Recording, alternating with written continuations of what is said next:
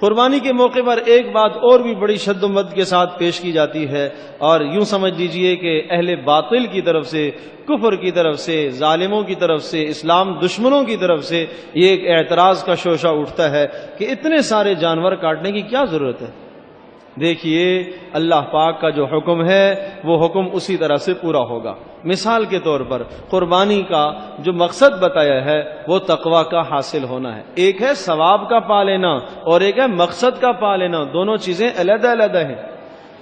آپ نے یہ حدیث سنی ہوگی کہ اگر ایک آدمی اپنے ماں باپ کی زیارت پیار اور محبت سے کرتا ہے تو اسے حج اور عمرے کا ثواب ملتا ہے۔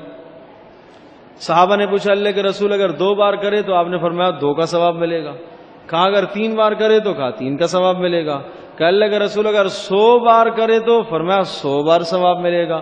تو اس کا یہ معنی ہرگز نہیں ہے کہ ایک آدمی نہ حج کرنے جائے نہ عمرہ کرنے جائے، وہ ماں باپ کی زیارت کر کے ہی ثواب حاصل کر رہا ہے، وہ کہے مجھے تو ثواب مل رہا ہے۔ یا یوں سمجھ لیجئے کہ حدیث پاک میں آتا ہے کہ قل هو اللہ احد تعدل ثلث القرآن، کہ سورہ اخلاص کا 1 مرتبہ پڑھنا 1/3 قرآن کا ثواب ملتا ہے۔ اب ایک آدمی گویا کہ 3 مرتبہ سورہ اخلاص کو پڑھ لیتا ہے تو پورے قرآن کا ثواب حاصل کر لیتا ہے۔ اب وہ کہتا ہے کہ میں روزانہ الف لام سے لے کر جناب والناس تک پڑھوں اور یہ میرے لیے بہت مشکل کام ہے، سورہ اخلاص مجھے یاد بھی ہے، بس میں اسی کو پڑھتا رہوں گا، قرآن کھول کر بھی نہیں دیکھوں گا، تو ایسا کرنا بالکل اس کا درست نہیں ہے۔ کیوں؟ اس لیے ایک ہے چیز کی ثواب کا حاصل کرنا اور ایک ہے مقصد کا حاصل کرنا۔ ثواب تو مل جائے گا لیکن مقصد جب ہی حاصل ہوگا کہ جب شروع سے لے کر آخر تک قرآن کی تلاوت کرے گا، وہ مقصد حاصل ہوگا کہ اللہ پاک سے تعلق قائم ہوگا۔ نمبر 2، حج کا ثواب لینا علیحدہ بات ہے، لیکن جو حج کا مقصد ہے وہ مقصد جب ہی حاصل ہوگا کہ جب وہ مشقت برداشت کرے گا، وہ دن کی مشقت، وہ راتوں کی مشقت، وہ جان کی مشقت، مال کی مشقت، ساری مشقتیں برداشت کرے گا تو اسے وہ مقاصد حاصل ہوں گے۔ یہی حال قربانی کا ہے، ایک ہے قربانی کا ثواب پا لینا اور ایک ہے قربانی کے مقاصد کا حاصل کرنا۔ ثواب تو ہے، ٹھیک ہے آپ صدقہ بھی کریں اس سے بھی ثواب ملتا ہے، لیکن قربانی کا مقصد یہ ہے کہ تاکہ انسان کے دل میں اللہ پاک کا ڈر پیدا ہو۔ یہ ڈر اسی صورت میں پیدا ہوتا ہے، خواہشات کے چھوڑنے کا جذبہ اسی صورت میں پیدا ہوتا ہے کہ جب انسان جانور کا خون بہاتا ہے، خون بہاتا ہے۔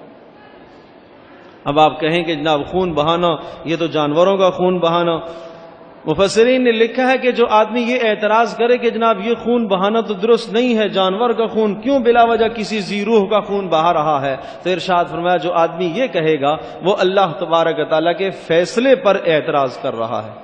کیوں؟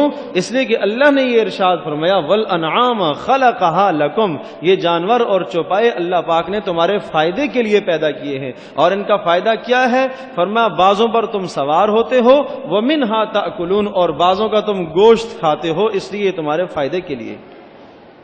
تو اللہ پاک جو خالق فطرت ہے، جو خالق کائنات ہے، اس کی تقدیر پر اعتراض کرنا اور اس کے فیصلے پر اعتراض کرنا، جو آدمی یہ اعتراض کرتا ہے کہ جناب اتنے سارے جانوروں کا ذبح کرنا بیکار ہے، بے معنی ہے، اتنا پیسہ کسی فقیر کو دے دیا جائے اور اتنا پیسہ جناب اتنے پیسے سے کسی کی شادیاں کروا دی جائیں، شاید وہ خیر کا کام ہوگا۔ یاد رکھیے گا یہ ان دنوں کے اندر، قربانی کے دنوں میں، نبی پاک صلی اللہ علیہ وسلم نے ارشاد فرمایا کہ 10 ذی الحجہ کو اللہ کو سب سے جو محبوب عمل ہے انسان کا، وہ عمل قربانی کا خون بہانا ہے۔ جانور کا خون بہانا یہ سب سے بہترین عمل ہے۔